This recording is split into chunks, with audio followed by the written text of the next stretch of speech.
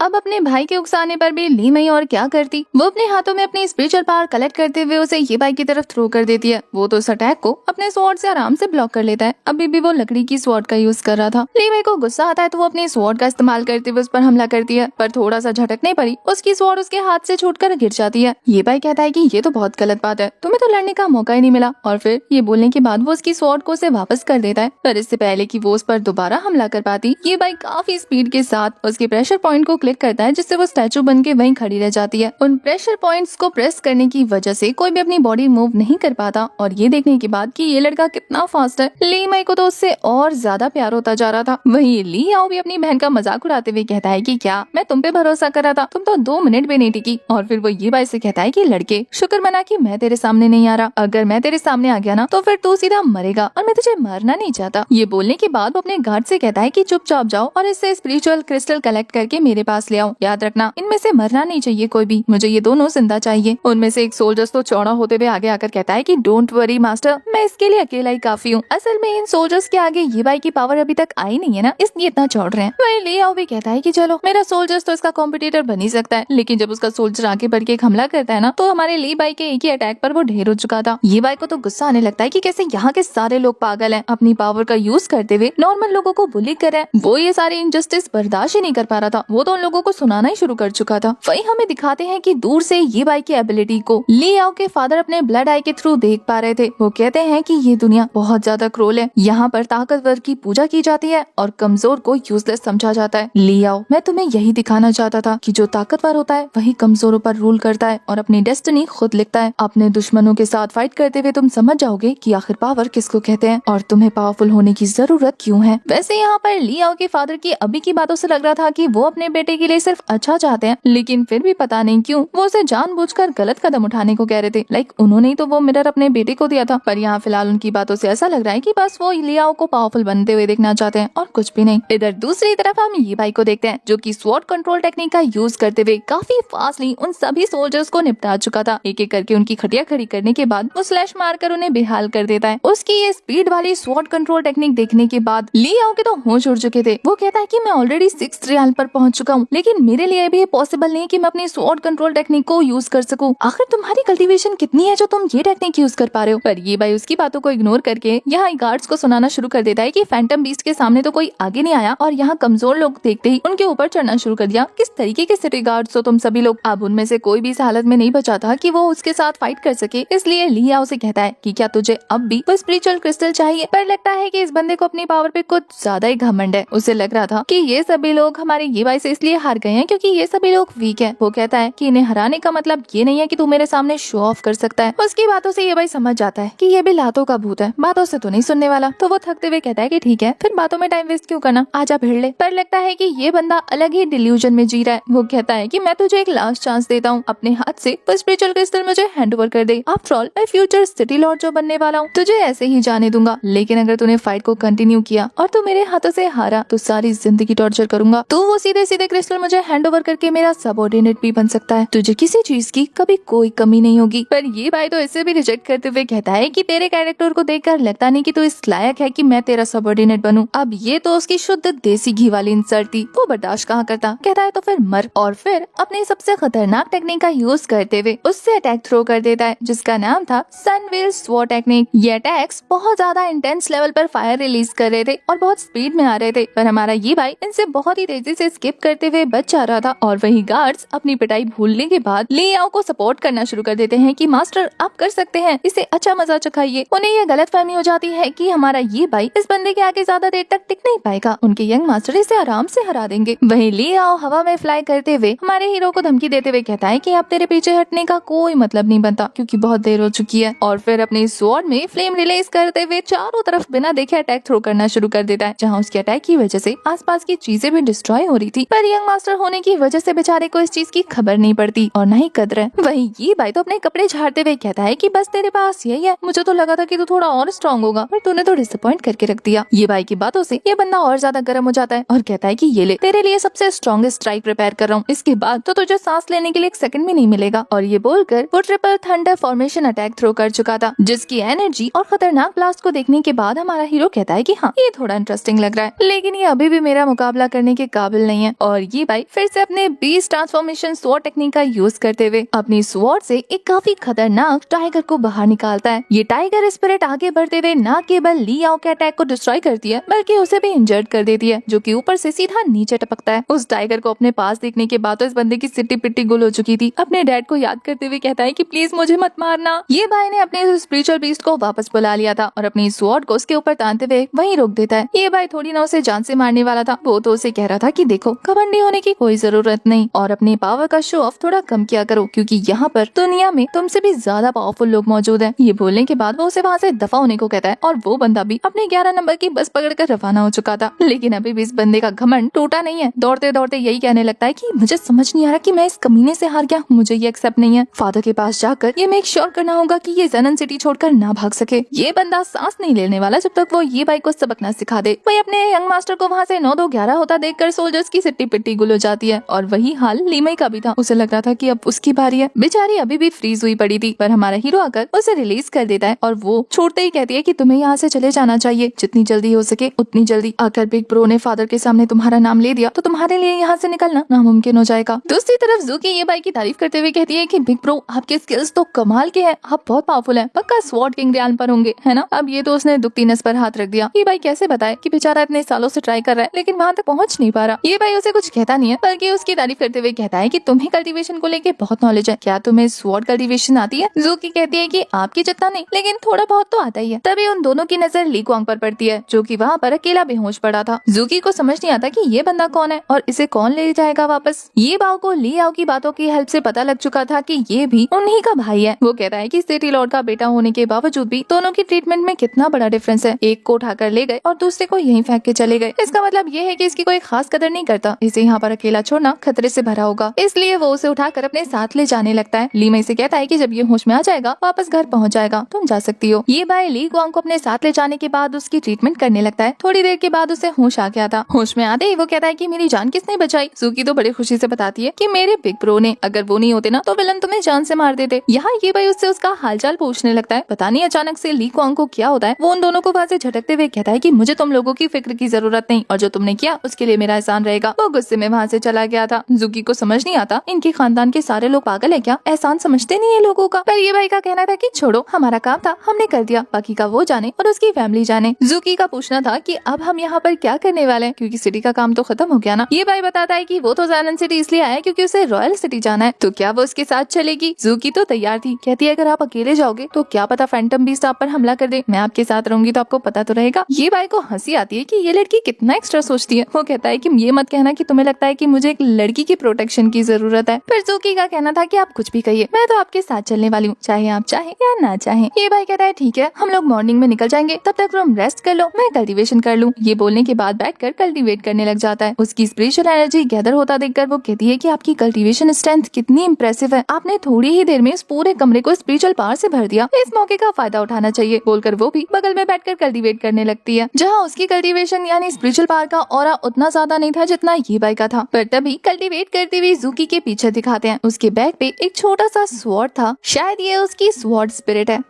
Next scene में हमें देखने को मिलता है कि ली आओ अपने फादर के आगे जाकर शिकायत लगाने लगता है कि ली कुआंग ने उसका सारा क्रेडिट छीनने की कोशिश की है। फैंटम डीमन को ली आओ ने अपनी पावर का यूज करके मारा, पर वहीं दूसरी तरफ ली कुआंग अपने साथ कुछ गुंडे लेकर आया था। वो यहाँ पर हमारे हीरो को गुंडा कंसीडर कर रहा है और उसकी हेल्प से उसने मुझे बुली किया और मेरे सारे क्रिस्टल छीन कर लेकर चला गया। अपने फादर के आगे रोते रोते वो तो अपने लिए जस्टिस मांग रहा था। वे उसके फादर उसकी झूठी कहानी पर यकीन करते हुए कहते हैं कि अगर ली कुआंग ने तुम्हारे साथ ऐसा किया है तो मैं कुछ नहीं कर सकता, क्योंकि मैंने रूल बनाया था कि जिसके पास ज्यादा क्रिस्टल होंगे वही सिटी लॉर्ड बनेगा। पर अगर तुम कह रहे हो कि फैंटम डीमन को तुमने हराया है तो सिटी लॉर्ड तुम्हें बना दिया जाएगा। और रहा सवाल ली कुआंग का, तो तुमने मुझे डिसअपॉइंट किया जो तुम उसके हाथों से हार गए और अपने क्रिस्टल गवा दिए। तुम्हें अपनी पावर पर और ज्यादा काम करना चाहिए था। एक राजा बनने के लिए तुम्हें सबसे ताकतवर बनना होगा, ताकि अगर सारी प्रजा भी तुम्हारे खिलाफ हो जाए तो भी तुम्हें हराना पाए। बेसिकली यहाँ उसके फादर का कहना था कि अगर तुम स्ट्रॉन्ग होते तो ली कुआंग तुम्हें नहीं हरा पाता। दूसरी तरफ ये बाई और जूकी को दिखाते हैं जो कि कल्टीवेट करते करते पूरी रात गुजार चुके थे और दोनों की ही कल्टीवेशन इम्प्रूव हो चुकी थी। जूकी कहती है अपनी कल्टीवेशन खत्म करने के बाद कि सिर्फ बिग ब्रो की वजह से मेरी कल्टीवेशन इतनी तेजी से बूस्ट हो गई, वरना तो मुझे 1 महीना लग जाता। ये भाई अपनी कल्टीवेशन खत्म करने के बाद जूकी से कहता है कि चलो छोटी बहन, खाना खत्म करने के बाद अपना रिवॉर्ड कलेक्ट करने चलते हैं। अरे बाउंटी अनाउंस किया था ना सिटी लॉर्ड ने कि जो भी फैंटम डीमन को मारेगा, जितने डीमन को मारेगा उतना बड़ा प्राइस मिलेगा। तो ये भाई के पास तो काफी सारे क्रिस्टल थे। वो सोचता है कि चल के सिटी लॉर्ड के पास जाकर अपना रिवॉर्ड कलेक्ट किया जाए। जूकी भी उसके साथ जाना चाहती थी तो वो मना नहीं करता, उसे अपने साथ ले जाने लगता है। जैसे ही वो सिटी लॉर्ड के मेंशन के बाहर पहुंचता है, गार्ड्स उसे वहीं रोक लेते हैं। पर हमारा हीरो कहता है कि वो तो रिवॉर्ड कलेक्ट करने आया है। इससे पहले कि उसे अंदर एंट्री मिलती तभी वहाँ पर ली कुआंग भी हाजिर हो चुका था, जो आते ही ये भाई को वहाँ से जाने को कहता है कि तुम अभी तक निकले नहीं इस सिटी से। ये भाई का कहना था कि निकलना क्यों है, मैं तो अपना रिवॉर्ड कलेक्ट करने आया हूँ। अगर तुम लोगों ने तो बाउंटी अनाउंस की थी। पर ली कुआंग का कहना था कि तुम्हें फिलहाल रिवॉर्ड की नहीं अपनी जान की परवाह करनी चाहिए, इसलिए जितनी जल्दी हो सके निकल जाओ यहाँ से, वरना तुम्हें यहाँ से निकलने का मौका नहीं मिलेगा। ली कुआंग काफी ज्यादा पैनिक कर रहा था, पर ये भाई अभी भी रिलैक्स है। तभी देखते ही देखते वहाँ पर ली आओ की एंट्री हो जाती है, जो कि ली कुआंग को साइड में हटाते हुए कहता है कि तुमसे तो मैं बाद में निपटूंगा, फिलहाल मैं अपने मेन दुश्मन को तो देख लूं। उसे लग रहा था कि ये भाई उससे डरकर यहाँ पर आया। कहता है कि मैं तुम्हें ढूंढने जाने वाला था, पर देखो डर के मारे तुम मेरे घर के सामने खुद ही आ गए। मेरी रेपुटेशन के बारे में बाद में पता चला होगा और सुनकर डर गए होंगे, है ना। ये भाई उसकी बातों को इग्नोर करते हुए कहता है कि क्या डर, मैं तो यहाँ पर रिवॉर्ड लेने आया था। और वो उसे भी पूरी कहानी बताता है। पर ये बंदा अभी भी शो ऑफ करना बंद नहीं कर रहा था। कहता है कि कल रात को मैंने तुझे क्या कहा, तेरे दिमाग से निकल गया क्या? मैंने बताया था ना कि फ्यूचर का सिटी लॉर्ड मैं हूँ और मुझसे पंगा लेकर तूने अच्छा नहीं किया। बेटे तूने शेर के मुंह में हाथ डाला है, इतनी आसानी से तो बचने वाला नहीं है तू। अब तुझे रिवॉर्ड नहीं पनिशमेंट मिलेगी, और ऐसी पनिशमेंट जिससे तू बच के नहीं जा सकता। और फिर वो अपने सभी गार्ड्स को कहता है कि पकड़ लो इसे। सारे गार्ड्स तैयार हो चुके थे। ये भाई उन्हें वहीं रुकने को कहता है। ये सुनकर लियाओ भी लाइक, क्या हुआ बच्चा, डर गया क्या? माफी मांगनी है मांग ले, आज मैं बड़ा रहमदिल बना बैठा हूँ। अगर तेरी माफी अच्छी लगी तो मैं तेरी जिंदगी बख्श दूंगा। पर ये भाई कहता है कि देख, मैं अपने यहाँ पर काम से आया हूँ। अगर तू मेरे और सिटी लॉर्ड के बीच में आएगा और अपने काम से काम नहीं रखेगा तो फिर आगे तू बहुत पछताने वाला है। मुझे कोई पंगा नहीं चाहिए, सीधे सीधा मुझे मेरा रिवॉर्ड लेने दो। पर लियाओ कहता है कि देखो, अब तुम्हारे सारे सपने ना चूर चूर होने वाले हैं, क्योंकि एक ऐसा बंदा जिसने की फैंटम बीस्ट को मारे हुए क्रिस्टल मुझसे चुरा लिए, उस जैसा चोर अगर सिटी लॉर्ड के सामने जाकर खुद से रिवॉर्ड मांगेगा तो थोड़ी ना रिवॉर्ड मिलेगा। इस जेनन सिटी में मेरे रूल्स चलते हैं और जो नहीं मानता उसके लिए मुश्किलें खड़ी हो जाती हैं। और अब सारी सिटी तेरी जान की दुश्मन बनी बैठी है। जूकी को सारी कहानी समझ आ चुकी थी और ये भाई को भी। जूकी कहती है कि ब्रो, लगता है इसने तुम्हें फंसा दिया और डर्टी ट्रिक्स चल रहे हैं, हमें यहाँ से निकलना चाहिए। ले आओ तो उसकी बातों से खुश हो जाता है कि अरे लड़की, तुम तो बहुत ज्यादा समझदार हो, मुझे पसंद आया तुम्हारा समझदार होना। क्यों ना मैं तुम्हें अपनी कॉन्क्यूबाइन बना लूं, वैसे भी दिखती भी काफी खूबसूरत हो। ये बोलकर वो जैसे ही छूने जा रहा था, ये भाई उसका हाथ पकड़कर मरोड़ देता है, ये कहते हुए कि अगर दोबारा अपने हाथ को काबू में नहीं रखा ना तो अलग कर दूंगा बॉडी से। पर ये बंदा तो अभी भी नहीं रुकता। कहता है बच्चियों या बड़ी हो, मुझे तो बस तुम्हारी बहन चाहिए। इससे पहले कि इस बार ये भाई कुछ करता, जूकी कहती है कि ब्रो मुझे संभालने दो, लगता है इसके अंदर कुछ ज्यादा ही गर्मी चढ़ गई है, उतारनी पड़ेगी। और फिर इतनी जोर से उसका घंटा बजाती है ना, बेचारा रोना शुरू कर देता है और फिर तड़पते हुए अपने गार्ड्स को ऑर्डर देता है कि इनके टुकड़े टुकड़े कर दो। इससे पहले कि गार्ड्स आगे बढ़ते, ली कुआंग उन्हें रोकते हुए इन्हें भागने को कह रहा था। ये भाई ली कुआंग को पहले तो उसकी हेल्प करने के लिए थैंक यू बोलता है और फिर कहता है कि मेरा मैटर मैं खुद संभाल लूंगा, तुम्हें बीच में आने की जरूरत नहीं, और मैं यहाँ आया हूँ तो इतनी आसानी से मुंह छुपा कर तो नहीं जाने वाला, क्योंकि मैंने कोई गलती नहीं की है। वहीं गार्ड्स भी उसके ऊपर ये बोलकर चढ़ने लगते हैं कि तुम्हारी हिम्मत कैसे हुई हमारे यंग मास्टर को परेशान करने की। और वहीं वो बंदा तड़पते हुए कह रहा था कि छोड़ना मत, अपनी पूरी जान लगाकर लड़ना, ये बहुत ताकतवर है। एक एक करके सारे गार्ड्स हमारे हीरो ये भाई को घेर लेते हैं। जूकी उन्हें देखने के बाद कहती है कि बिग ब्रो, क्या मैं इनके साथ थोड़ी देर खेल सकती हूँ? वो अलाउ करता है तो ये अपनी पावर रिलीज करती है और क्रिस्टल अटैक थ्रो करना शुरू कर देती है, जिससे वो गार्ड्स थोड़ी देर के लिए तड़पने लग गए थे। जूकी ने अपनी पावर की हेल्प से एक ही बार में उन सभी के हाथ को इंजर्ड कर दिया था, जिससे वो अपने हाथ संभाल नहीं पाते। वो दोबारा अपनी स्पिरिचुअल पावर रिलीज करते हुए गोल गोल लट्टू की तरह घूमकर इन पर हमला करती जा रही थी। ऐसा लग रहा था जैसे कि वो बंदूक हो और ये सभी लोग उसका शिकार। घूम घूम कर ही उनकी खटिया खड़ी कर देती है। उसकी एबिलिटी तो ये भाई को भी इम्प्रेसिव लग रही थी। अभी तक ये भाई को पता नहीं था कि ये लड़की कितनी पावरफुल है, इसलिए उसकी एबिलिटी देखने के बाद कहता है कि ये तो छुपी रुस्तम निकली। लियाओ को यकीन नहीं होता कि एक बार फिर से उसके गार्ड्स ढेर हो चुके हैं। और वहीं जूकी मैडम इन सभी गार्ड्स को ढेर करने के बाद स्वैग से खड़ी हो जाती है। वहीं उसका अपीयरेंस देखने के बाद ली कुआंग भी लाइक कि ये लड़की देखने से 14 साल की लगती है, लेकिन फिर भी 5th रैंक की स्वॉर्ड मास्टर बन चुकी है। इतनी कम एज में इतनी पावरफुल। जूकी अपने ही ध्यान में मग्न थी, उन गार्ड्स को बुरा भला बोल रही थी कि तभी पीछे से एक खतरनाक पाम स्ट्राइक उसके ऊपर थ्रो हो चुका था। ये अटैक काफी ज्यादा पावरफुल था, जिसके लिए जूकी का अकेले संभालना मुश्किल था। तभी हमारे हीरो की एंट्री होती है, जो कि उसे बचा लेता है। न केवल वो उसके अटैक को रोकता है, बल्कि उसकी तरफ एक और पाम स्ट्राइक थ्रो भी कर देता है, जिससे वो बंदा हिट होकर नीचे गिर चुका था। ये एक एल्डर थे जो कि हमारे ये भाई के अटैक से घायल हो जाते हैं, और ये भाई उन्हें भी डांटते हुए कहता है कि एक एल्डर होकर एक छोटी बच्ची पर स्नीक अटैक करते हो, शर्म नहीं आती? ये उनके घर का बटलर था, जिसे घायल देखकर ली कुआंग परेशान हो जाता है। और वहीं वो बटलर हिट होने के बाद समझ गया था कि हमारा हीरो स्वॉर्ड किंग रियान पर है। वहीं ली आओ तड़पते हुए भी उसे धमकी देना नहीं बोलता। कहता है कि तुमने सिटी लॉर्ड के मेंशन में वायलेंस क्रिएट किया, अब तो तू गया बेटे। पर अब तक उसकी बातों से हमारे हीरो का दिमाग खराब हो चुका था, इसलिए वो उसकी तरफ जाता है, एक लात मार के दूर फेंक देता है, ये कहते हुए कि यहाँ के लोग बिल्कुल भी अच्छे नहीं है, इनसे निपटने का सिर्फ एक ही तरीका है, लात मारो और आगे बढ़ो। अब हमारे हीरो को कोई रिवॉर्ड नहीं चाहिए था, क्योंकि उसे पता लग जाता है कि यहाँ के सभी लोग एक जैसे हैं। और वो जूकी से कहता है कि चलो चलते हैं यहाँ से, ये सिटी सबसे बकवास सिटी है। इससे पहले कि वो निकल पाता, तभी लियाओ के फादर की एंट्री होती है, जो कि उसे ये कहते हुए रोक लेते हैं कि तुम्हारे यहाँ से जाने में अब कुछ ज्यादा देरी नहीं हो गई है। वहाँ आने के बाद सिटी लॉर्ड चारों तरफ अपनी नजरें घुमाते हैं, तो उन्हें अपने घर के मेंशन के सभी लोग इधर उधर बिखरे हुए और घायल नजर आ रहे थे। ऐसा लग रहा था वहाँ का माहौल देखकर कि यहाँ पर भूचाल आया हो। उन्हें सोचता देखकर ये भाई खुद ही एक्सप्लेनेशन देते हुए कहता है कि ये लोग मेरा दिमाग खराब कर रहे थे, मेरा रास्ता रोक रहे थे, इसलिए इनकी ऐसी हालत करना जरूरी था। और फिर वो जूकी को प्रोटेक्ट करते हुए कहता है कि क्या अब आप इसके लिए मुझे सजा देने वाले हैं? सिटी लॉर्ड जोर जोर से हंसते हुए कह रहे थे कि लगता है कि तुम काफी ज्यादा कॉन्फिडेंट हो, क्यों ना मेरे साथ एक कप टी पियो मेरे मेंशन के अंदर चलकर। सिटी लॉर्ड को तो उसकी हरकतों पर हंसी आ रही थी। वहीं ये भाई अपने चारों तरफ देखते हुए कहता है कि मैं कैसे मान लूं कि आप मेरे साथ चाय पीना चाहते हैं, बजाय मुझे पॉइजन देने के। आप चाय में जहर मिलाकर मुझे मार भी तो सकते हैं। ये बातें करते हुए वो काफी ज्यादा सीरियस लग रहा था। सिटी लॉर्ड ने इस बात को हंसकर टाल दिया था। साथ ही वो ये बाई से कहते हैं कि मुझे आपसे एक सीरियस मैटर में बात करना है, तो बेहतर होगा कि हम अंदर चलकर इस बारे में बात करें। साथ ही वो ये बाई को ये शो करने के लिए कि वो जेन्युइन है, अपने गार्ड्स को डांट कर अंदर जाने को कहता है कि तुम्हारी हिम्मत कैसे हुई मेंशन में आने वाले गेस्ट को इस तरीके से ट्रीट करने की। जब लियाओ ये देखता है कि उसके फादर ये बाई की साइड ले रहे हैं, तो वो आकर कहता है कि फादर आप क्या कर रहे हैं, आपको तो इसे सजा देनी चाहिए। पर सिटी लॉर्ड तो उल्टा लियाओ से कहते हैं कि माफी मांगो। वो बड़ा माफी मांगने वाला था, अपने फादर से ही जबान लड़ाने लगता है कि मैं क्यों मांगू, गलत तो ये है ना, चोरी तो इसने की है। उसकी बदतमीजी पर उसके फादर उसे एक जोरदार थप्पड़ जड़ देते हैं और फिर वो खुद ये बाई से माफी मांगते हुए कहते हैं कि मेरा बेटा थोड़ा बेवकूफ है, तो इसकी गलतियों के लिए मैं आपसे माफी मांगता हूँ। उम्मीद करता हूँ लिटिल ब्रो आप हमें माफ कर देंगे और अंदर चल के हमारे साथ चाय पर डिस्कशन करेंगे। ये बाई थोड़ा सोचते हुए कहता है कि मैं तो यहाँ अपना रिवॉर्ड कलेक्ट करने आया था। सिटी लॉर्ड ये देखकर कि ये बाई को कन्विंस करना बहुत मुश्किल है, वो कहते हैं कि हाँ मैं रिवॉर्ड आपको दे दूंगा, लेकिन मुझे क्रिस्टल भी तो कलेक्ट करने होंगे ना, उसके लिए वक्त लगेगा, तो आपको अंदर चलकर मेरे साथ थोड़ी सी बातें कर लेनी चाहिए। थोड़ा सोचने के बाद ये बाई कहता है कि सिंसियर तो आप हैं, तो चलिए एक कप चाय पी ली जाए। इसके बाद नेक्स्ट सीन में हम उन तीनों को सीधा मेंशन के अंदर देखते हैं, जहाँ अब तक सिटी लॉर्ड ने वो सारे क्रिस्टल काउंट करवा लिए थे। उन्हें पता लगता है कि हमारे हीरो ने 100 से भी ज्यादा फैंटम बीस्ट को मारा, जिसके रिवॉर्ड के तौर पर सिटी लॉर्ड अपने पास एक स्टोरेज रिंग बाहर निकालते हैं। वो बताते हैं कि इसमें 10,000 लो ग्रेड स्पिरिट स्टोन है और एक 9th लेवल का हाई आर्मर है। उसने जितने फैंटम बीस्ट मारे हैं उसके लिए ये रिवॉर्ड सबसे अच्छा है। ये बोलने के बाद वो उसे स्टोरेज रिंग हैंडओवर कर देते हैं। ये भाई तो खुशी खुशी वो स्टोरेज रिंग लेने के बाद कहता है कि इसके बाद अब मुझे सिटी पैलेस जाना है। रॉयल सिटी का नाम सुनने के बाद सिटी लॉर्ड हैरान होते हुए कहते हैं कि रॉयल सिटी में तुम्हें क्या काम है, जिस पर ये भाई उन्हें याद दिलाता है कि शायद आप भूल गए हैं कि आपने कहा था कि फैंटम बीस्ट को मारने पर रिवॉर्ड के तौर पे रॉयल सिटी जाने का मौका मिलेगा और वहाँ पर एंशिएंट रून्स मिलेंगे। मुझे वहाँ जाकर उस कंपटीशन में पार्टिसिपेट करना है, मुझे असली स्वॉर्ड गॉड बनना है। सिटी लॉर्ड ये सुनकर कहते हैं कि रॉयल सिटी जाना इतना आसान नहीं, वहाँ जाने के लिए तुम्हें सभी फैंटम बीस्ट को मारना होगा और तुम्हारी बातों से मुझे पता लगा है कि फैंटम बीस्ट का लीडर यहाँ से भाग चुका है। इसका मतलब वो और भी काफी सारे स्पिरिट्स क्रिएट कर सकता है। ऐसे में खतरा टला नहीं है, तो मैं तुम्हें वहाँ जाने की परमिशन नहीं दे सकता। सिटी लॉर्ड की बातें सुनने के बाद ज़ूकी बीच में टोकते हुए कहती है कि शायद आप भूल रहे हैं कि आपने जब बाउंड्री अनाउंस की थी तब आपने कहा था कि कोई भी बंदा जिसने 10 फैंटम बीस्ट को मारा हो वो रॉयल सिटी जा सकता है, और अब आप अपनी बातों से मुकर रहे हैं क्योंकि मेरे बिग ब्रो ने 100 से भी ज्यादा फैंटम बीस्ट को मारे हैं, तो वो रॉयल सिटी क्यों नहीं जा सकते। सिटी लॉर्ड इस पर ठहाके मार के हंसते हुए कहते हैं कि लगता है लड़की तुम बहुत ज्यादा स्मार्ट हो और चीजों को बहुत केयरफुली ऑब्जर्व करती हो। आफ्टर ऑल उसके पास स्वॉर्ड स्पिल प्यूपिल जो है। सिटी लॉर्ड बताते हैं कि जब उन्होंने ये बाउंड्री अनाउंस की थी तब इन स्पिरिट्स ने इतना ज्यादा परेशान कर दिया था कि ये आम लोगों को मारते जा रहे थे और ऐसे में कोई भी इन्हें पकड़ नहीं पा रहा था। एक फैंटम बीस्ट को पकड़ना भी आसान रहता उनके लिए, इसीलिए उन्होंने ये बाउंड्री अनाउंस की ताकि इसकी लालच में जगह जगह से स्वॉर्ड स्किल्स वाले बंदे आए और इन बीस्ट को मार दे, और फिर जितने भी स्वॉर्ड मास्टर यहाँ आते वो उनमें से अच्छे वाले को चूज कर रॉयल सिटी या फैंटम बीस्ट के लीडर को मारकर रॉयल पैलेस भेज देते। ये बाउंड्री तो सिर्फ होनहार कल्टीवेटर्स को अट्रैक्ट करने के लिए रखा गया था, और इसके अलावा अगर मैं तुम्हें अभी रॉयल सिटी पैलेस भेज दूं तो सोचो कल को अगर एक पावरफुल स्वॉर्डमैन यहाँ आया और उस फैंटम डीमन के लीडर को मार दिया तो वो भी तो यही डिमांड करेगा ना, और मैं सिर्फ एक ही बंदे को भेज सकता हूँ, तो मैं वो स्पॉट तुम्हें दूंगा तो उस बंदे के लिए नाइंसाफी होगी। अब ये बात थी तो बहुत ज्यादा काम की। ये भाई को भी ये इंटरेस्टिंग लगता है। वो कहता है कि ठीक है, फिर मैं उस डीमन को पूरी तरह से एलिमिनेट करने के बाद ही वो स्पॉट लूंगा, क्योंकि हमारा हीरो कुछ भी बर्दाश्त कर सकता है, इनजस्टिस बिल्कुल नहीं। ये भाई का कहना था अगर मैं उस फैंटम डीमन को मार दूं तो फिर मुझे उस रूइंस में जाने का मौका मिलेगा। पर सिटी लॉर्ड कहते हैं कि वो तो तुम्हारी एबिलिटी पे डिपेंड करता है, क्योंकि जैसे ही तुम रॉयल पैलेस जाओगे वहाँ पर एक असेसमेंट होगा, उसके बेस पे ही तुम्हारी परफॉर्मेंस जज होगी और तुम्हें रूइंस में जाने का मौका मिलेगा। हमारा हीरो इन सारी चुनौतियों के लिए तैयार था। वो कहता है कि आज रात को ही आपको गुड न्यूज मिल जाएगी। उसका कॉन्फिडेंस देखने के बाद तो सिटी लॉर्ड पूरी तरीके से फ्लटर हो जाते हैं। वो कहते हैं कि तुम्हारे जैसा करेज देखना बहुत मुश्किल है। वैसे यहाँ सिटी लॉर्ड ने ये भाई को एक ऑफर दिया था, ये कहते हुए कि तुमने हमारी इतनी हेल्प की है तो इसके लिए मैं अपना एक बंदा तुम्हारे साथ भेजना चाहता हूँ ताकि वो तुम्हें असिस्ट कर सके। ये भाई ये सुनकर सोच में पड़ जाता है तो सिटी लॉर्ड कहते हैं कि क्या हुआ, तुम्हें क्या लग रहा है कि मैं तुम्हारा एडवांटेज लेना चाहता हूँ। पर ये भाई कहता है कि नहीं, आप जैसी महान हस्ती मेरी मदद करेंगे, इस बात से थोड़ी सी शर्मिंदगी महसूस हो रही है। पर सिटी लॉर्ड अपनी मैनिपुलेशन स्किल से हमारे हीरो को कन्विंस करने में सक्सेसफुल हो जाते हैं कि वो अपने साथ एक असिस्टेंट लेकर जाएगा। ये भाई अब मुंह पर तो मना नहीं कर सकता था, तो वो इस चीज को एक्सेप्ट कर लेता है। वहीं ये सारी चीजें ज़ूकी को दाल में काला लग रही थी। वो कहती है कि इतनी महान हस्ती फ्री में हमारी मदद क्यों ही करेगी भला, इनका अपना कोई मोटिव छुपा है और वो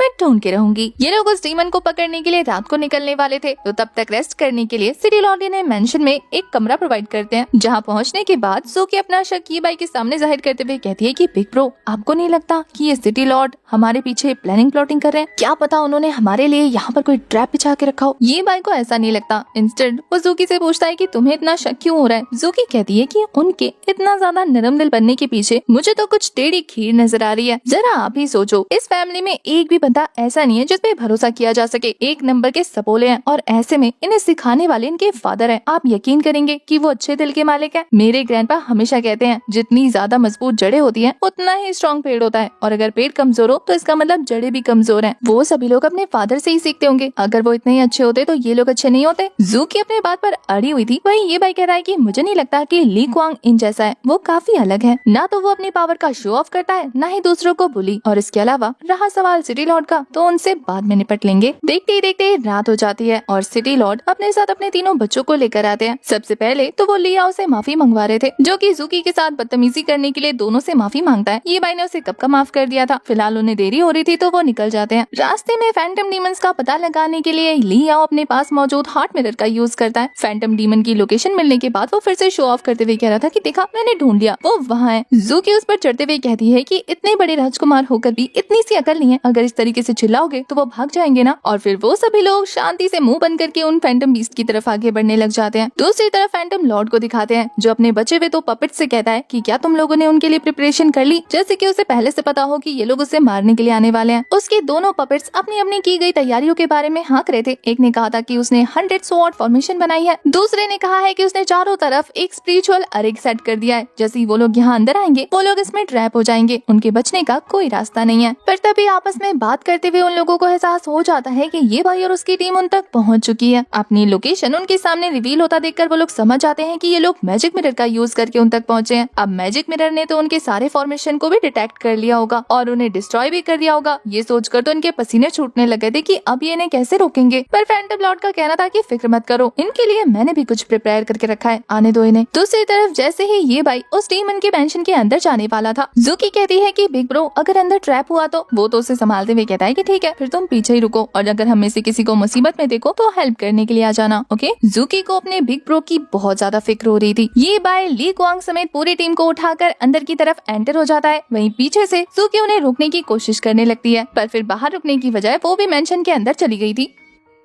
अंदर घुसने के बाद जब ली क्वांग खुशी खुशी अपने मैजिक मिरर का यूज कर रहा था, तभी वो देखता है कि नेवल स्पिरिट ने अपना ब्लड उसमें डाल दिया है, जिसकी वजह से मैजिक मिरर ने काम करना बंद कर दिया। ली क्वांग को तो उस एविल स्पिरिट पे काफी ज्यादा गुस्सा आ रहा था, जबकि वो तीनों के तीनों दूर से इनका ये हाल देखकर बहुत मजे ले रहे थे। अब मैजिक मिरर के खराब होने के बाद ली आओ उसे थ्रो करते हुए कहता है कि क्या हुआ, मैं ऐसे ही तुम लोगों का खेल खत्म करने के लिए पहले से रेडी हूँ। पर इससे पहले कि वो मेन वालों पर हमला कर पाते, उनके इल्यूजन्स इन पर हमला करना शुरू कर देते हैं। वो भी एक आध नहीं बल्कि बहुत सारे थे। उन्हें देखने के बाद ये भाई समझ आता है कि यही इनका प्लान है, इन इल्यूजन से हम कल्टीवेटर्स को फाइट करवाना, ताकि मौका पाकर ये यहाँ से बच के निकल जाए या फिर ट्रैप तैयार कर लें। पर वो इतनी आसानी से उन्हें उनके प्लान में सक्सेसफुल नहीं होने देना चाहता था, इसलिए वो अपनी स्वॉर्ड को बाहर निकालता है और अपनी स्वॉर्ड में मौजूद सभी स्पिरिचुअल बीस्ट को बाहर निकाल लेता है, जिससे वो सभी लोग एक साथ आगे बढ़ते हुए तेजी से उन पर हमला करना शुरू कर देते हैं। ली याओ भी अपना 100% देकर उन फैंटम बीस्ट के साथ फाइट कर रहा था। वहीं दूसरी तरफ दिखाते हैं कि ली क्वांग पर एक बीस्ट ने हमला कर दिया और वो उसे जान से मार पाता, इससे पहले वो ही उसे जान से मार देता है। पर उस डीमन पपेट को मारने के बाद उसकी इविल एनर्जी उसकी बॉडी के अंदर चली जाती है और वो फिर से अपना कंट्रोल खोकर ली याओ के पीछे पड़ जाता है उसे मारने के लिए। अब ये देखकर ली मई सोल्जर्स के साथ आगे बढ़कर उसे रोकने वाली थी। उनके वहाँ से जाने के बाद ये भाई जब अपने चारों तरफ नजर दौड़ाता है तो वो देखता है कि ये इल्यूजन डीमंस धीरे धीरे गायब होना शुरू हो चुके हैं, तो वो भी उन लोगों के पीछे चला जाता है। ली याओ को अपने सामने काफी सारे स्पिरिट्स नजर आते हैं और वो उन पर हमला करने लग चुका था, जिसके बाद उसे धीरे धीरे काफी सारे क्रिस्टल भी कलेक्ट होने लगे थे। वो तो खुशी से फूला नहीं समाता, क्योंकि उसे यही तो चाहिए था। वहीं ली क्वांग भी स्पिरिट से घिरने के बाद उनके साथ ही फाइट करने लग गया था, जहां वो भी धीरे धीरे क्रिस्टल ही कलेक्ट करने में बिजी हो जाता है। ये सारा नजारा जब वो डीमन अपनी आंखों से देख रहा था तो उसे काफी सेटिस्फेक्शन मिल रही थी, ये सोचते हुए कि ये ह्यूमन अपने ही लालच में खुद के हाथों से ही मरने वाले हैं, क्योंकि ये जितनी देर तक इल्यूजन में रहेंगे उतना इनका नुकसान है। और अगर इन्होंने इस इल्यूजन को इग्नोर करने की कोशिश की तो कब पीछे से असली वाले पावर्स जाकर उन पर हमला करके उन्हें जान से मार देंगे। मतलब उन्होंने दोनों तरफ से ही इन लोगों को फंसा दिया था और ये चीज ये भाई को कब की पता लग चुकी थी। इधर दूसरी तरफ ली माई पर एक शैडो मॉन्स्टर हमला करने वाला था कि हमारा ये भाई जाकर उसे मार डालता है। इस इल्यूजन डीमन की हेल्प से वो काफी बुरी तरीके से डर चुकी थी, पर हमारे ये भाई के समझाने पर उससे फिर से उससे प्यार हो जाता है और काफी खुश भी हो जाती है कि ये भाई ने उसकी जान बचाई। ये भाई उस इल्यूजन से बाहर आ चुका था, इसलिए उसे साफ साफ वो अस्थि वाला फैंटम डीमन नजर आ जाता है। उस डीमन लॉर्ड को देखने के बाद वो समझ गया था कि उसे इन सब में फंस कर नहीं रहना, जल्द से जल्द इन असली वालों तक पहुंचने का रास्ता ढूंढना होगा। अब ये भाई को खुद की तरफ देखता देखकर वो फैंटम लॉर्ड समझ जाता है कि ये भाई इल्यूजन से बाहर आ चुका है, तो वो दोनों पपेट से कहता है कि जल्दी से वो फॉर्मेशन ओपन करो जो हमने इसके लिए क्रिएट किया था। वो दोनों भी अपने लॉर्ड की बात सुनते हुए फटाफट से उस फॉर्मेशन को एक्टिवेट कर देते हैं, जो कि चारों तरफ से एक बैरियर के फॉर्म में हमारे हीरो को घेर लेता है। उस फॉर्मेशन के एक्टिवेट होते ही हमारा ये भाई एक ड्रीम में ट्रैप हो जाता है, जहाँ उसके सामने ये इल्यूजन क्रिएट हो चुका था कि यंग में अपने उस जनरल से शादी कर चुकी है और वो हमारे ये भाई के सामने आकर उसे रिजेक्ट करते हुए कहती है कि मैं डायनेस्टी की क्वीन हूँ और बचपन में हमारी जो भी शादी तय हुई थी मैं उसे नहीं मानती। मैं एक प्रिंसेस होकर एक पहाड़ में रहने वाले छोटे से गवाले के साथ क्या करूंगी, मुझे तुम्हारे साथ नहीं रहना। वहीं वो जनरल तो पहले से ही उसे पसंद नहीं करता था, तो वो भी उसे उसके सपनों में खरी खोटी सुनाया जा रहा था। अब ये शायद ये भाई का बुरा ख्वाब था, इस वजह से वो भी इस पर रिएक्ट करते हुए कहता है कि मैं जानता हूँ कि मैं नॉर्मल बैकग्राउंड से बिलोंग करता हूँ, लेकिन एक नोबल होने के नाते तुम्हें ये हक नहीं मिलता कि तुम मेरी इंसल्ट कर सको। तभी मिंगो इसके पास आकर उसे छेड़ते हुए कहती है कि अगर तुम मुझे इतना ही पसंद करते हो तो क्यों ना मैं तुम्हें अपना साइड चिक बना के रखूं। पावरफुल भी तुम काफी हो, मेरी बॉडीगार्ड के तौर पर हमेशा मेरे साथ रहना, बदले में तुम्हें मुझे डेली देखने को मिलेगा। और फिर वो जनरल के साथ लवी डवी होकर उससे भी मनाने लगती है कि है ना स्वीट हार्ट, इसे अपना बॉडीगार्ड बनाने में तुम्हें कोई एतराज है। वो तो उसे बॉडीगार्ड कम डोरमैन ज्यादा बनाना चाहता था, वो तो जितनी हमारी ये भाई की इंसल्ट कर ले उसके लिए उतना कम है। पर ये भाई अपनी स्वॉर्ड निकालते हुए कहता है कि मैं तुम्हें बिल्कुल पसंद नहीं करता और तुम्हें खुद को ह्यूमिलेट करने का मौका तो मैं बिल्कुल नहीं देने वाला, और जितनी तुमने मेरी इंसल्ट कर ली है उतना काफी है। ये बोलकर वो उन पर अटैक थ्रो करने ही वाला था कि इधर हमें रियल वर्ल्ड में दिखाते हैं असली पपेट्स उस पर हमला करने ही वाले थे कि तभी हमारे ये भाई को होश आ जाता है और वो इनके साथ फाइट करने के लिए तैयार हो जाता है। वहीं दूसरी तरफ ली क्वांग को दिखाते हैं, वो भी चारों तरफ से इन पपेट्स से घिर चुका था। उन्हें निपटा कर वो अपने भाई के पीछे पड़ जाता है, जैसे कि उसके ऊपर इविल एनर्जी हावी हो गई थी। तो अब उसे मौका मिला है तो वो लियाओ के साथ फाइट करते हुए कहता है कि मुझे स्वॉर्ड गार्ड बनने से कोई नहीं रोक सकता, तुम भी नहीं। उस इविल स्पिरिट के पोजेस करने के बाद ली क्वांग की पावर काफी तेजी से इंक्रीज हो चुकी थी, इसलिए जब लियाओ उसके साथ फाइट कर रहा था तो वो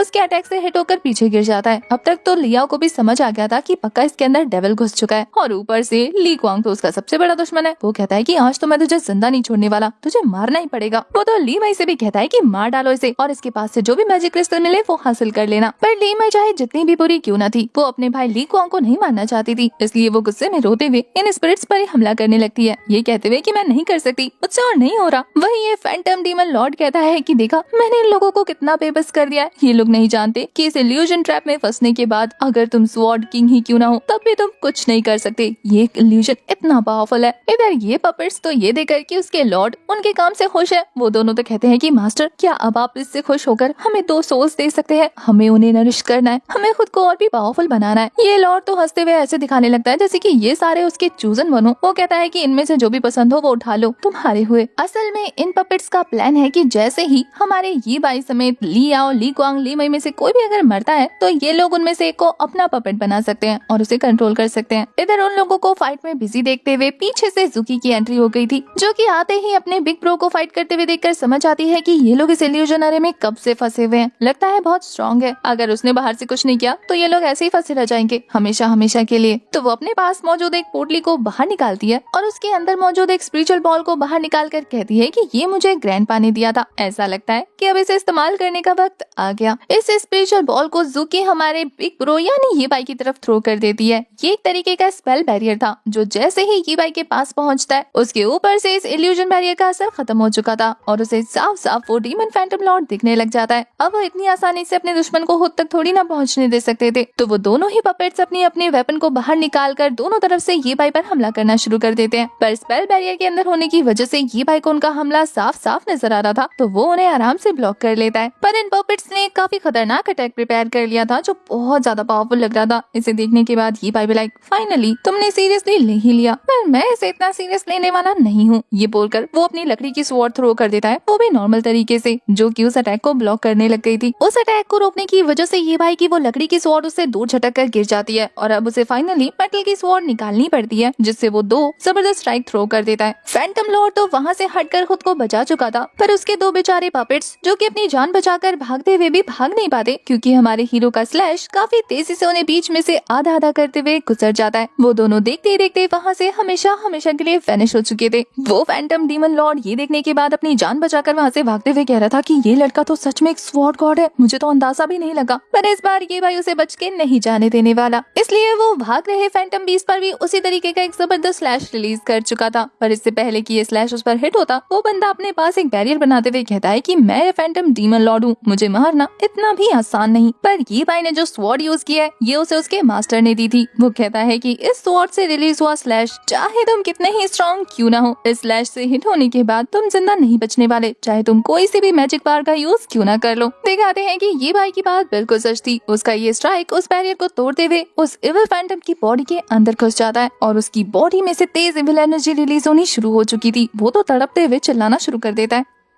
ये भाई कहता है कि वजह से वो फैंटम डीमन वहीं के वहीं खत्म हो जाता है और उसके मरने के बाद ये भाई को 3 क्रिस्टल स्टोन मिलते हैं, जिसे देखकर वो कहता है कि ऑब्वियसली फैंटम लॉर्ड जो था पावरफुल तो होना ही था। वो अपने क्रिस्टल को कलेक्ट कर चुका था। तभी ली क्वांग उसके पास आकर उसे कहता है कि डीमन बीस्ट को मार दिया ना, अब यहाँ से चलते बनो, जितना जल्दी हो सके उतना जल्दी, वरना बाद में तुम बहुत ज्यादा रिग्रेट करोगे। ये बोलकर ली क्वांग वहाँ से चला जाता है। वो इस बार काफी ज्यादा सीरियस लग रहा था, जिसे देखने के बाद ये भाई कह रहा है क्योंकि शायद हमारा हीरो पहले से ही आने वाले खतरे के लिए प्रिपेयर है। फैंटम डीमन लॉर्ड को मारने के बाद ये भाई और ज़ुकी सीधा सिटी लॉर्ड मेंशन पहुंचते हैं, जहां पर पहले से ही सिटी लॉर्ड उनका इंतजार कर रहा था। वो तो उन्हें देखते ही खुश हो जाता है कि चलो तुम लोगों ने खुशखबरी सुना ही दी, आखिर तुम कितने ज्यादा पावरफुल हो कि तुमने उस फैंटम डीमन लॉर्ड को मार दिया। तुम तो सच में इंपीरियल पैलेस सिटी भेजने के लायक हो। मैं खुद तुम्हें वहाँ ट्रांसफर करूंगा, लेकिन मैं चाहता हूँ कि आज की रात हम लोग जश्न मनाएं। कल सुबह होते ही मैं तुम्हें खुद रॉयल सिटी के लिए एस्कॉर्ट कर दूंगा। हमारे ये भाई को इससे कोई प्रॉब्लम नहीं थी और फिर शाही दावत शुरू की जाती है, जहाँ डिनर के दौरान ली मई ये भाई के सामने बैठकर उसे आंख मार रही थी। वो तो हैरान हो जाता है और ज़ुकी भी ये सारा नजारा देखकर मजे ले रही थी। तभी वो देखती है कि ली मई हमारे ये भाई के साथ टोस्ट करने आई है, ये कहते हुए कि शायद आप पिछले पुराने जितने भी हमारे किए हुए कांड है उन्हें भूल जाएं। वो वाइन पीते हुए कह देता है कि मैं पुरानी सारी चीजों को भूल चुका हूँ। ज़ुकी को उस लड़की के इरादे कुछ ठीक नहीं लग रहे थे और यही सेम चीज सिटी लॉर्ड के साथ भी थी। वो भी अपनी बेटी को छेड़ते हुए कह रहे थे कि क्या तुम्हें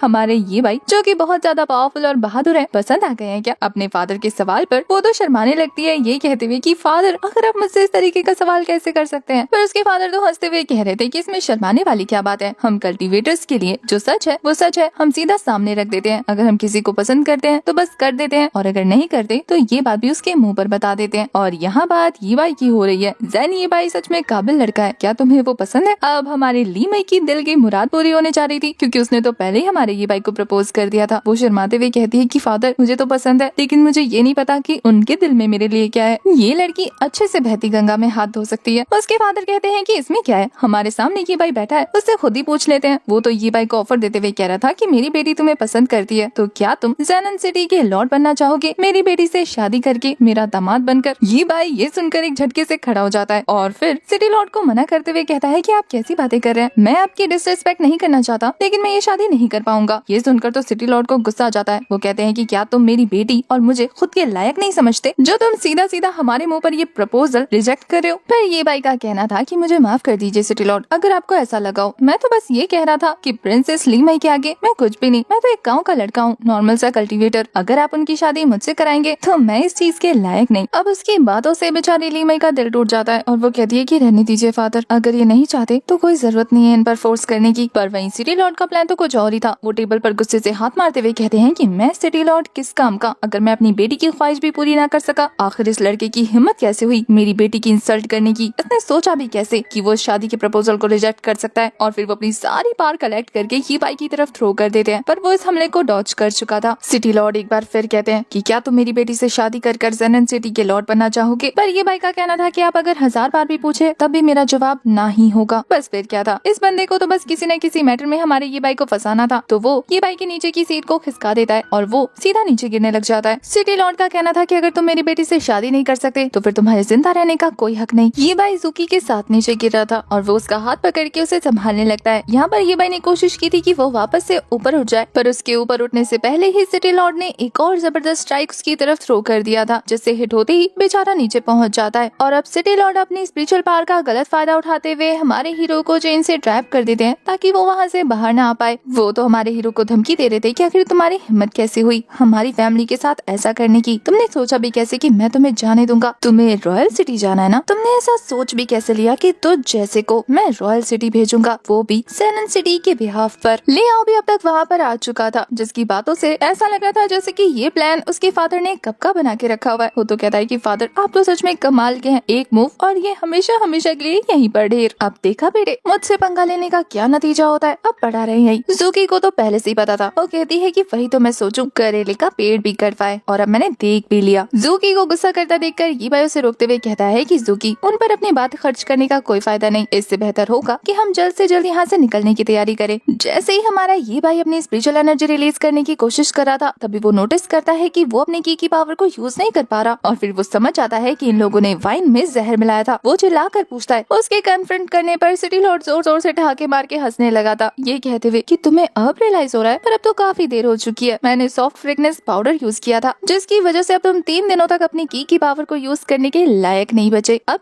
यहीं सड़ो, तुम्हारी जिंदगी और मौत अब मेरे हाथों में है। सिटी लॉर्ड का उसे मारने का प्लान था, लेकिन कुछ दिन तड़पाने के बाद यहाँ लियाओ कहता है कि फादर अगर हम इसे मारने ही वाले हैं तो अभी क्यों नहीं, आने वाली प्रॉब्लम से बच जाएंगे। वहीं दूसरी तरफ ली मई की बातों से हमें पता चलता है कि वो अपने फादर के साथ इस इविल प्लान में शामिल नहीं थी। वो तो रिक्वेस्ट करने लगती है कि फादर इनसे स्पिरिट स्टोन लेकर इन्हें जाने देते हैं ना। वो तो रिक्वेस्ट करी थी कि फादर ये सच में ली फैमिली में शादी कर लेगा, मैं इसे बहुत प्यार करती हूँ, आप इसे जाने दीजिए, मैं मनाऊंगी इसे। वहीं लियाओ कहता है कि थर्ड सिस्टर क्या तुम पागल हो गई हो, अब भी तुम इस पर भरोसा करती हो और तुम चाहती हो कि ये तुमसे शादी करे, तुम्हें लगता नहीं अगर हम इसे बाहर निकालेंगे तुम्हें फिर से रिजेक्ट कर देगा। वहीं सिटी लॉर्ड बताते हैं कि अब इसके बिट्रे करने की हिम्मत नहीं बची, क्योंकि मैंने इस पर ब्लड कर्स लगाया है। जब तक ये ब्लड कर्स यहाँ पर अवेलेबल है तब तक ये हमें धोखा देने के बारे में सोच भी नहीं सकता। यहाँ सिटी लॉर्ड ये कहते हुए चले जाते हैं ये बाई को कि सुबह तक अपना मूड बना लेना ली फैमिली में शादी करने के लिए। अगर तुमने मेरी बेटी से शादी नहीं की तो फिर कल तुम्हारा आखिरी दिन होगा, तुम्हारे पास रात तक का वक्त है, इसलिए सोच लो जो करना है। ये बोलने के बाद सिटी लॉर्ड बेसमेंट का दरवाजा बंद कर देते हैं, जिससे बेचारी ज़ूकी अंधेरे में डरने लगती है। वो तो कहती है कि बिग ब्रो हम इन इविल लोगों के बीच में फंस गए, अब हमारा क्या होगा। ये भाई उसे शांत कराते हुए कहता है कि छोटी लड़की मैं तुम्हारे साथ हूँ ना, तो फिर तुम्हें फिक्र करने की कोई जरूरत नहीं, चाहे कितने ही इविल पीपल क्यों ना हो, बस मुझ पे भरोसा रखो। अब ज़ूकी को और किसी पर भरोसा हो या ना हो, ये भाई पर अंधा भरोसा था। वो कहती है कि हाँ आपने सही कहा, हमारे साथ अच्छा ही होगा, और अगर ये हमारे साथ कुछ बुरा करना चाहेंगे ना तो बुरे लोगों के साथ बुरा ही होगा, देख लेना। काफी रात हो चुकी थी। हमें ली कुआंग को दिखाते हैं जो अपनी नजर बचाते हुए हॉल के अंदर एंटर होना चाहता था, पर तभी वो देखता है कि इस डोर का मैकेनिज्म उसकी समझ से बाहर है। वो उसे खोलने की कोशिश करता, उससे पहले उसका भाई चिल्लाते हुए उसके पीछे पीछे वहाँ पहुँच जाता है कि ली कुआंग तुम्हारी हिम्मत कैसी हुई चोरी छुपे रात के अंधेरे में यहाँ हमारे दुश्मनों को आजाद करने की। तुम्हें क्या लगा कि तुम फादर के खिलाफ जाओगे और किसी को कुछ भी पता नहीं चलेगा। बेचारी ली कुआंग को बचने का मौका नहीं मिलता और यहाँ उसके फादर भी देखते ही देखते वहाँ हाजिर हो जाते हैं। ऐसा लग रहा था जैसे कि इन्हें पहले से पता हो कि ली कुआंग ये बाई की हेल्प करेगा। उसके फादर कहते हैं कि मुझे तुमसे ये उम्मीद नहीं थी, और जब ली कुआंग अपने फादर के पास आता है उन्हें समझाने के लिए, तो उसके फादर उल्टा उसके गाल पर एक जोरदार पर्दे मारते हैं। इतने सालों से अपने फादर और अपने भाई के हाथों से जलील होते होते ली कुआंग का सब्र जवाब दे चुका था। वो कहता है कि आप लोग मुझे इस तरीके से ह्यूमिलेट क्यों करते हैं, इससे बेहतर नहीं है कि आप मुझे एक बार में मार दे, आप लोगों को भी शांति मिल जाएगी और मुझे भी इस फालतू जिंदगी से छुटकारा। उसके फादर कहते हैं कि काश तेरी रगों में मेरा खून ना दौड़ रहा होता तो मैं तेरी ये मुराद कब की पूरी कर देता। तू अगर जिंदा है तो वो सिर्फ मेरे खून की वजह से। अपने फादर को भी खुद से इतनी नफरत करता देखकर ली कुआंग टूट चुका था। वो कहता है कि मुझे परवाह नहीं, आप मुझे ऐसे ही मार दो। पर तभी फटाक से लियाओ का जवाब फूट पड़ता है। वो कहता है कि अगर तुझे इतनी नफरत है खुद से तो क्यों ना तू खुद से खुद को ही खत्म कर ले, तुझे मारकर फादर अपने हाथ गंदे क्यों करे। अब लियाओ ने बहुत बदतमीजी की थी। उसके फादर भी उसे घूर कर देखने लग जाते हैं और फिर वो ली कुआंग से कहते हैं कि कल